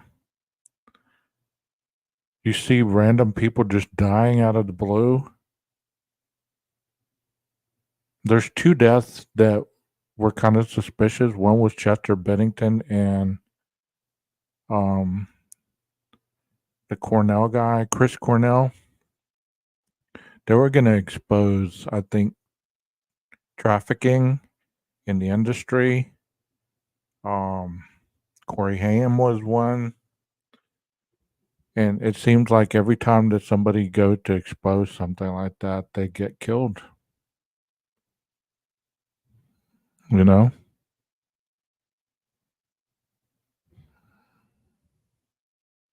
Oh, nice. I got to check that book out, Baywatcher.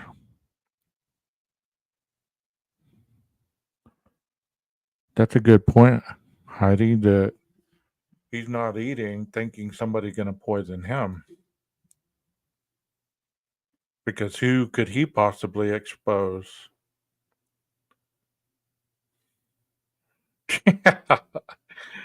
You're a conspiracy theorist. You've been down these rabbit holes.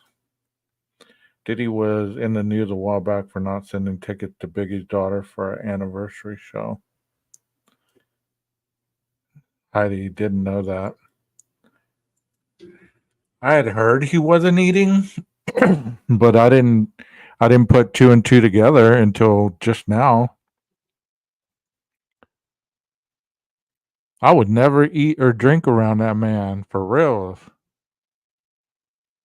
She was smart though to save all her entries in the cloud and to send out emails with her password and all that other stuff, you know?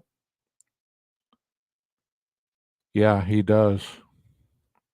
Baywatcher, he does. But I was watching the documentary,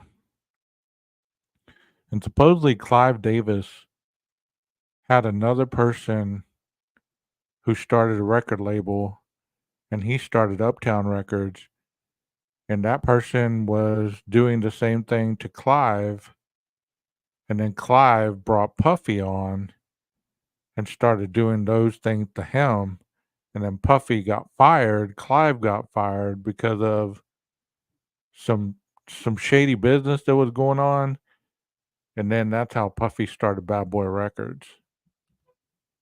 So it just, but you think of all that stuff, it sounds so legit. You know, you're thinking, man, this sounds plausible. You know, it sounds like it could actually take place. You don't hear about all that other stuff. Who is X? I think X was Shine, but I'm not sure. I mean, it could have been Jay-Z. Could have been any of them. There was a lot of people in the house. I heard Soulja Boy. I heard Will Smith. I heard Kevin Hart. I've heard a lot of names associated with this. So it could have been anybody. I mean, TD Jakes, the Priester. I mean, just, it's just crazy. Just crazy. Steve Harvey. I mean, just all these names, these big name people that you would think, oh, there's no way that they would be like that. I even saw, I even saw something about Ellen DeGeneres today, and it just goes on and on and on and on and on. Yeah, I think he believed that by having those orgies or whatever, it was getting energy from the artist or what. I don't even know. I can't even put that together.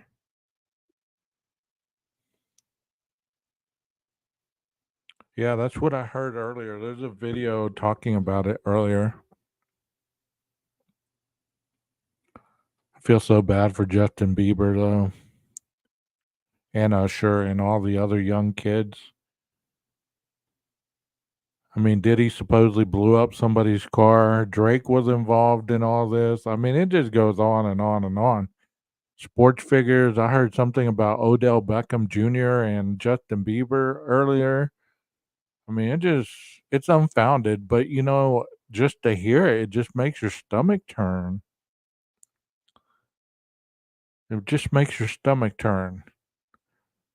And what saddens me is there's some creators that are about to start a trafficking channel, and I hope they do it justice instead of making excuses for the traffickers or whatever they're gonna do with the channel, because all they've done with the Idaho 4 case is make a mockery out of it.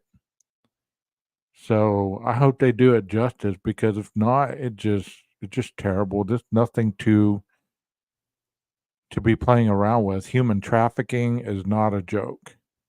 You know? It's not a joke. So I thought I'd present this because I heard it last night and I thought, man, this would be an interesting thing to present, because not only am I not reading it, somebody else is reading it. So, they might get my audience might get some better insight with somebody else reading it while I'm able to commentate on it. What do y'all think about my little avatar guy? Think he looks like me?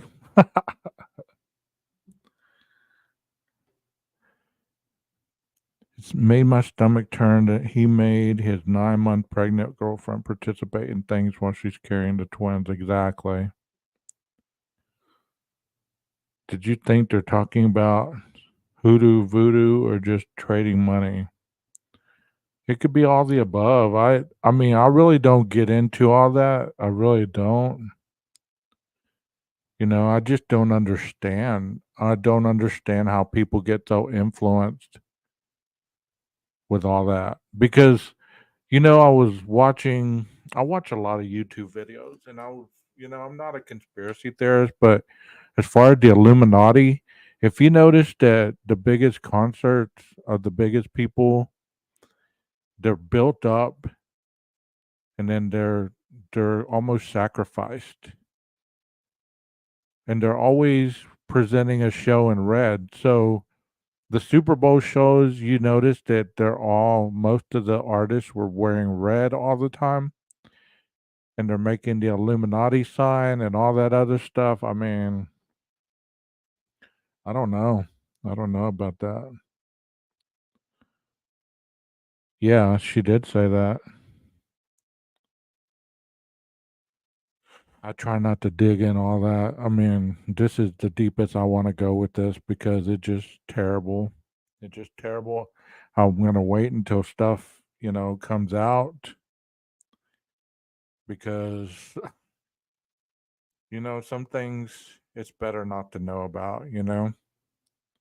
That's why those people the creators that dig and dig and dig in the Idaho 4Ks, and they're claiming that it's darker and deeper than the surface. Why would you want to go down that rabbit hole?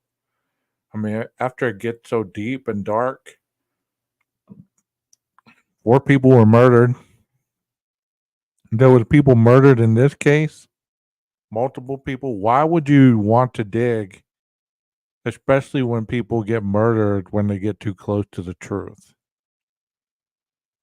You have nothing to do with all this, so why would you keep digging so deeply? And that's why human trafficking channels and things like that, man, you're messing with some big time money or exposure. If you're going to be exposing people and their possibility of, their business or whatever, man, that's going to get dangerous. It's going to get dangerous, so I wish them the best. Well, this is the second time that I've been on today, so I hope that I'm not overstaying my welcome. You know what I mean? Hope I'm not overstaying my welcome or getting y'all tired of the channel because that's not my intent. I want to create some stuff to give you guys something to watch on a Saturday night. Plus, I'm about to go back to the gym. It's going to be the second time today. I'm kind of trying to relight that fire. Almost, I felt like I was dying earlier. It's like, oh my God, I feel like I've never been to the gym in my life. The first 2 or 3 weeks is like you're dying. No, I'm stretching. No, I'm not sore. I'm just make sure you get the papers. Get the papers. I'm not sore. I'm just trying to get into momentum. Like I told you guys, I'm very routine like. So once I start something, as long as I keep a routine, I'm pretty good. So we'll see how it goes. Plus, I got to get some more healthy food don't have much in the fridge anymore because I ate all of it earlier. So protein drinks and stuff. But you guys, I'm very thankful that you joined me this evening, and I hope that you enjoyed the content, and I hope that you can dig it. And I ask you again, can you dig it? If you can't dig it, get yourself a bigger shovel. And ultimately, I hope that you guys get invested in the channel because eventually the Idaho 4 stuff's going to end and my channel's going to keep going. I'm not going to be like some of these other channels that are going to fade off into some other direction to try to bring out some views and clicks. I'm going to stay true to true crime. I'm going to keep doing it. So, you know, not getting a bigger shovel. Alrighty. Well, you know what I always say, Maestro, cue that music.